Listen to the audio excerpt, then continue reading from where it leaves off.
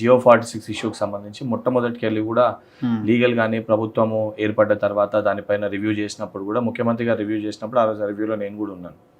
Sir final selection list పెట్టడం వల్ల ఉద్యోగం వచ్చిన పిల్లలకు అన్యాయం జరగకుండా వీళ్ళని కూడా తీసుకోవాలని చెప్పి ఏ రకంగా క్రియేట్ చేయగలుగుతామని చెప్పి లాస్ట్గా కంక్లూజన్ ఏంటంటే లార్జర్ ఇంట్రెస్ట్లో ఈ స్టూడెంట్స్ అందరికీ కూడా అన్యాయం జరుగుతుందని చెప్పని క్యాబినెట్ సబ్ కమిటీని వేయడం జరిగింది. Cabinet sub committee Ponnam Prabhakar గారు, శ్రీధర్ బాబు గారు, దామోదర నరసింహ గారితో అది కాగానే ఇమీడియట్గా మనకి ఎలక్షన్ కోడ్ వచ్చింది. వాళ్ళు రివ్యూ పెట్టుకున్నప్పుడు ఎలక్షన్ కోడ్ వచ్చింది.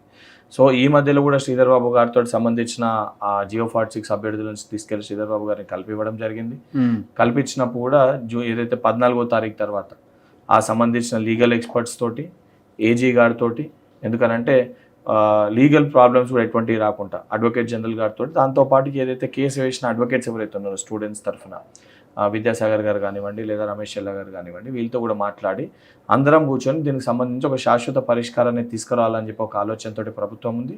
100% 14 తర్వాత ఆ మీటింగ్ని కూడా నిర్వహించే ప్రయత్నం చేస్తాను. దానికి నేనే కూడా మాట్లాడి, ఎందుకంటే ఆ రోజు నేను కూడా ఉన్నాను కాబట్టి నన్ను కూడా అంటే పిల్లలు నా సమక్షంలోనే శ్రీధర్బాబు గారిని కలిసారు కాబట్టి తప్పనిసరిగా మంత్రి గారితో ఆ కమిటీకి ఒక నివేదిక ఇచ్చి ఏదైతే శాశ్వత ఉద్యోగం వచ్చిన పిల్లలకి, ఏదైతే జియో 46 వల్ల నష్టపోయిన పిల్లలకి ఎవరికి కూడా అన్యాయం జరగకుండా, ఎందుకనంటే ఎమ్మెల్సీ అయిన తీన్మార్ మల్లన్న గారి ఎన్నికల్లో కూడా మల్లన్న గారి ఆ సందర్భంలో కూడా 2-3 సందర్భాల్లో మల్లన్న గారు నేను కూడా చెప్పినాం జియో 46 100% పరిష్కారాన్ని తీసుకుని వాళ్ళంతా ఆయనకు వ్యతిరేకంగానే ఫైట్ చేసినారు. ఇప్పుడు జియో 46 వాళ్ళంతా వ్యతిరేకంగానే ఓటేసారు మొన్న కాంగ్రెస్కి అంటున్నాను. ఒకటి నేను మొట్టమొదటికెళ్ళి కూడా చెప్పేది ఎలక్షన్స్ ఉన్నాయని చెప్పి మేము పనిచేస్తలేం. ఏదో ఎలక్షన్ల ఓట్ల కోసం మేమేదో అబద్ధపు వాగ్దానాలు చేస్తున్నాం బీఆర్ఎస్ పార్టీ ఇచ్చినట్టు. చాలా స్పష్టంగా మేము చేసిన ప్రతి హామీ కూడా అంటే మొన్నటి వరకు కూడా అంశాలపైన ఇదే జియో 46 విషయంలో వాళ్ళు కేసు వేస్తే అడ్వకేట్ జనరల్ అటెండ్ అవుతలేడే కోర్టుకి. ఇప్పటికీ ముఖ్యమంత్రి ఏమంటాడు, కోర్టులో కేసు పెండింగ్ ఉంది, కోర్టు ఎట్లా చెప్తే మేము అట్లా వింటామంటాడు. కోర్టు ఎట్లా చెప్తే అట్లా వినాలన్నప్పుడు అడ్వకేట్ జనరల్ గవర్నమెంట్ తరపున అటెండ్ కావాలి కదా ఫస్ట్. రగన్న ఏదైతే సంబంధించి అడ్వకేట్ జనరల్ గారికి సంబంధించిన వారి కింద ఏజీపీస్ కానీ పీపీస్ కానీ వాళ్ళందరూ ఎవరో ఒకరు గవర్నమెంట్ ఎన్నికలు రిప్రజెంట్ చేస్తారు. రిప్రజెంట్ చేసినప్పుడు దాంట్లో ఆస్పెక్ట్స్ ఏముంటే దాన్ని బేస్ చేసుకొని ఏదైతే దీన్ని మిస్లీడ్ చేసే ప్రయత్నం కొంతమంది వ్యక్తులు చేస్తారు.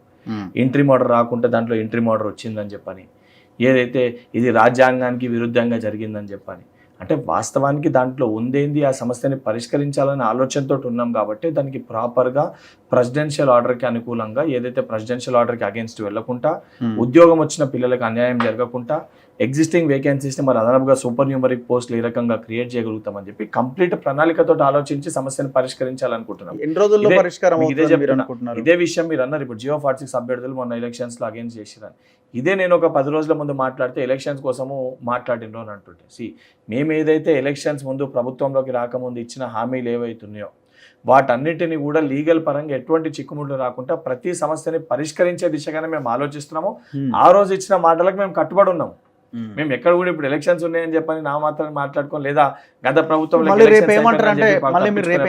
కోర్టులో కేసు పెండింగ్ ఉంది కదా, కమిటీ ఎట్లా డిసైడ్ చేసి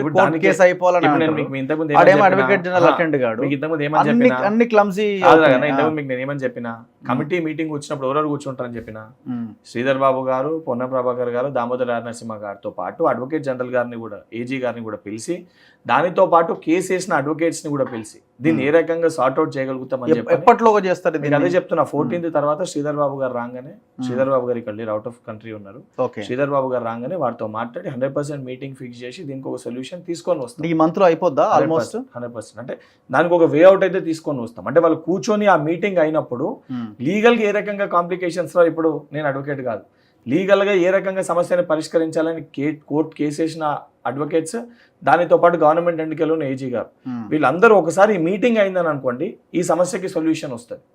ఎందుకంటే దాదాపు ఈ సమస్య పైన ప్రభుత్వంలో రాకముందుకెళ్ళి మేము ఫైట్ చేస్తాం. మీకున్న అవగాహన ప్రకారం నెలలు పడుతుందా గవర్నమెంట్ ఒక నిర్ణయం తీసుకోవడానికి? అంటే నిర్ణయం ఇది కేవలం ప్రభుత్వం చేతిలో ఉన్నది కాదు. మనము జియో 46 రద్దు చేస్తామని చెప్పిన రోజు ఫైనల్ సెలక్షన్ లిస్ట్ పెట్టలే. గత ప్రభుత్వం ఏం చేసింది, ఉద్దేశపూర్వకంగా పోయే 3 రోజుల ముందు ఫైనల్ సెలక్షన్ లిస్ట్ పెట్టింది. అంటే ఎవరికి ఉద్యోగం వస్తుందని చెప్పి లిస్ట్ పెట్టేసింది.